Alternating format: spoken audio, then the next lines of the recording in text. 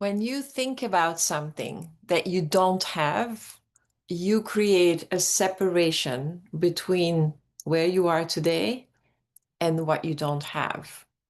So, because our thoughts create our reality, it is really important to understand that if you keep dwelling on things that you don't have, which most of us do, when you are going to, let's say, you're going to meditate because you want to accomplish something, or you do affirmations because you want to accomplish something.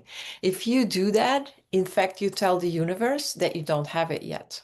So there is like a fine line between the meditations that we do and the affirmations that we do, not to give our mind the impression that there is this separation. Because if that's what we are holding in our head, the separation, then it will all, that's what we are going to create. So if we are here and the thing that we want is over there, when we create, we want to come here, but we create the separation. So the thing that we want is also going to go further away. Every time we think we get closer, the thing that we think we should have is also going further.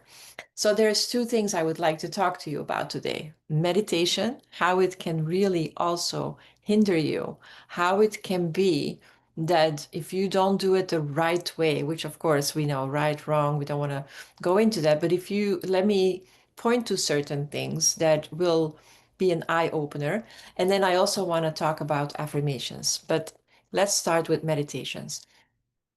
There was a time in my life that was very, very aggravating. I had anxiety, depression, name it. Depression, worrying about the past. Why did I do this? What happened to me? All those things. I could have done so much better. Coulda, woulda, shoulda. And then anxiety is thinking about what is going to happen. So you already are doom thinking and you're already like this is not going to work out, it's going to be bad. And that gives you anxiety. So depression and anxiety, worrying about the past, worrying about the future. So there was a time in my life that things didn't really go well.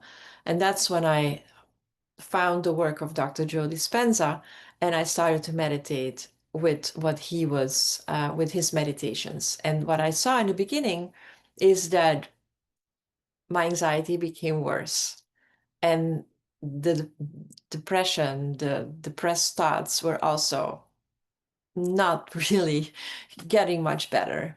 And what I realized was that when I was in a state, in an alpha brainwave state, when I really tried to relax and to do all the breathing exercises, that I was still thinking about what I didn't want.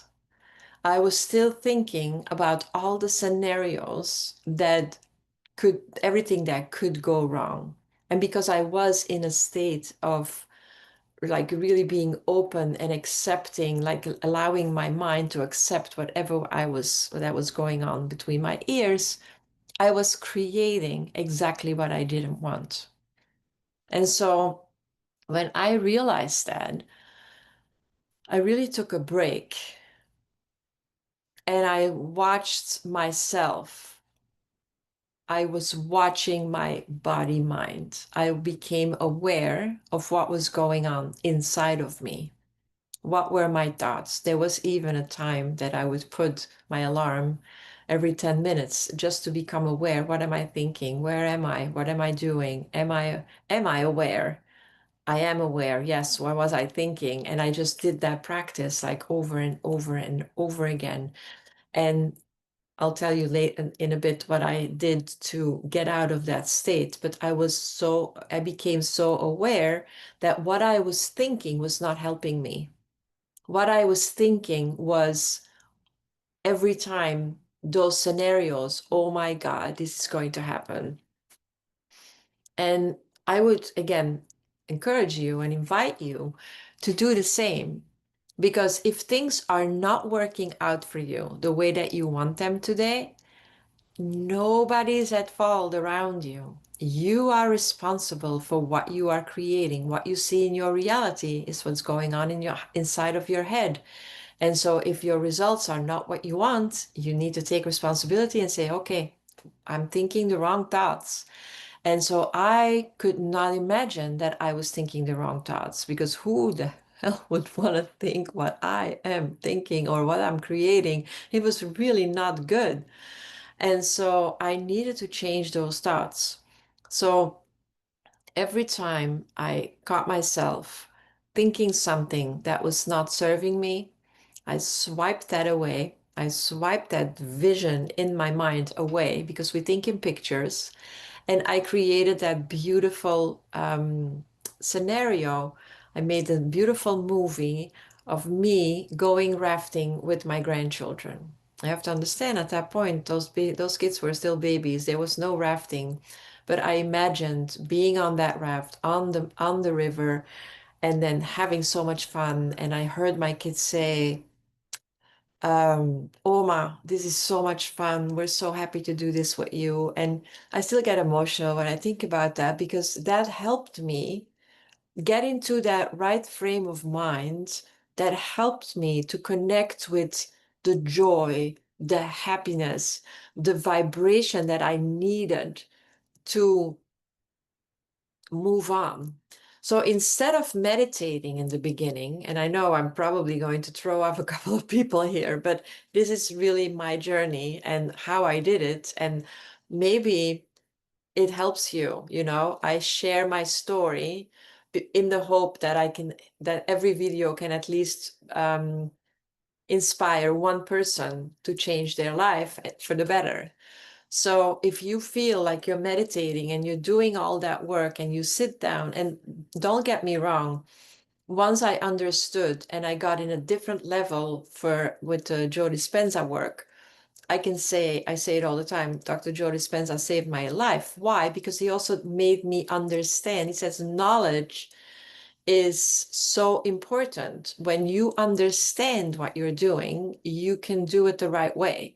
So it was because of the understanding that I knew there was something going on that was off, and I figured it out myself. So when I started to meditate, like I really also used that beautiful scenario, which had nothing to do with my life at that point, because every time I would think about my life, I would get sucked into the negativity again.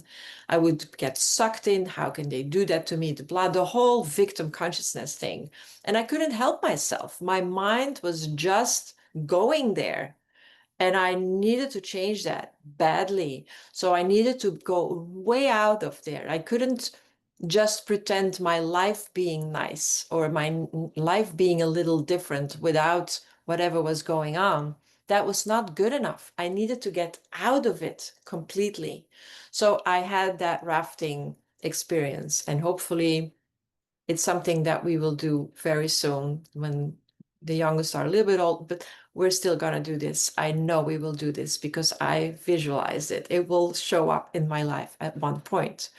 So once I did that, and I swiped the old video away and I brought in the new video, I could feel a lot going on, a lot shifting. Things started to change for the better. There was all like things were showing up in my life that you could never, I couldn't make it up myself. It was much better than what I could make up myself. So my life started to turn around, but it wasn't so easy. And it also didn't go like, oh, go and meditate, do some breathing exercises.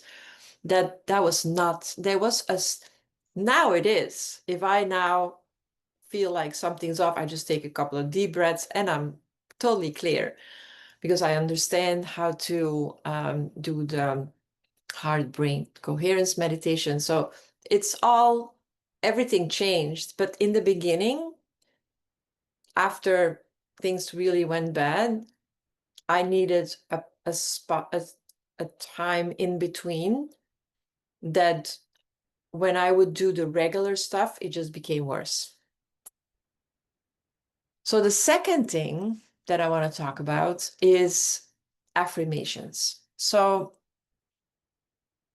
we already know that you cannot say what you don't want. You have to make your affirmation in the now as if you already have it. But and I'm going to make a statement that is like really out of it, but it's going to make it obvious that it's not working. Let's say I say I have $1 million on my bank account because I'm making the affirmations that I'm going to make a lot of money, or I'm earning $100,000 a month. And you say that when you are very honest with yourself, when I said that in the beginning, I couldn't even say it loud. I could not say that. I would not even whisper. I couldn't. I could just think it. And my whole body would say, "Are you out of your mind? You're not."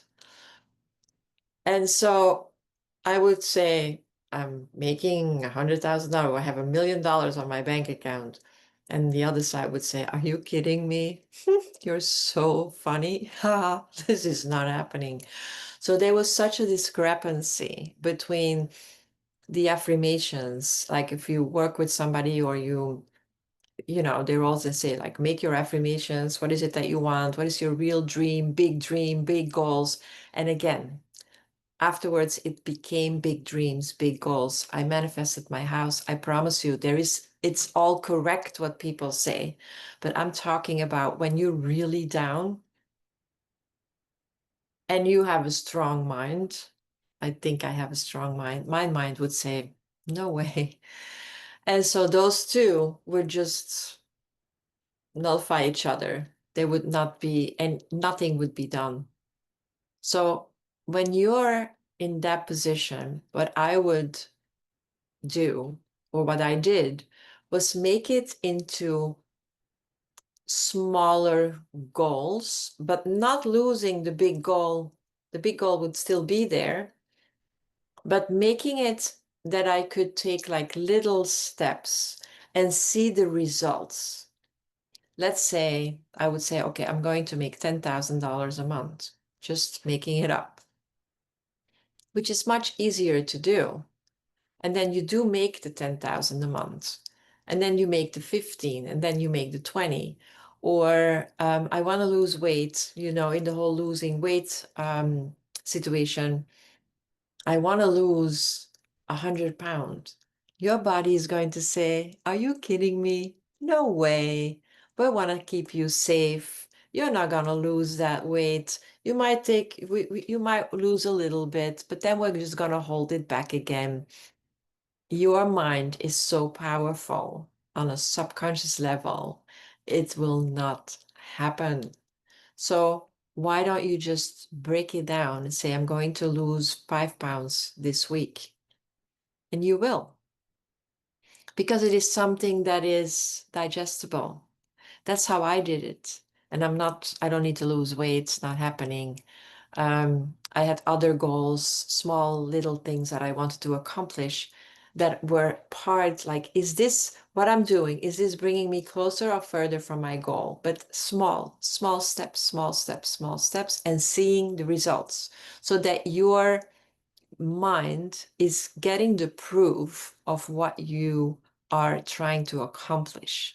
And then you will get more and better results as you go, as you go. Okay.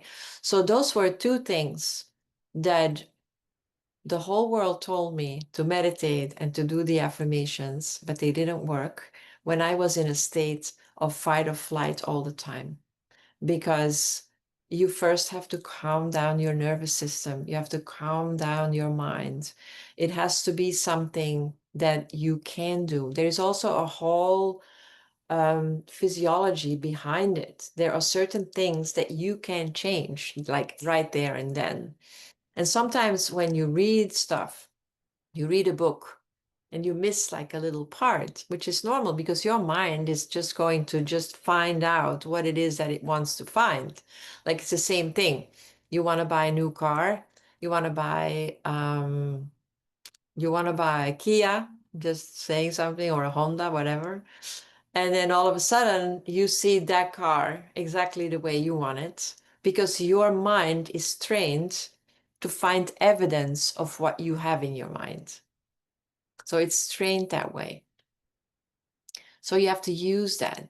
So there's a lot to say for knowing the rules of the mind and the laws of the universe, because it was that knowledge that helped me to understand why it wasn't working for me. And that can be different for everybody.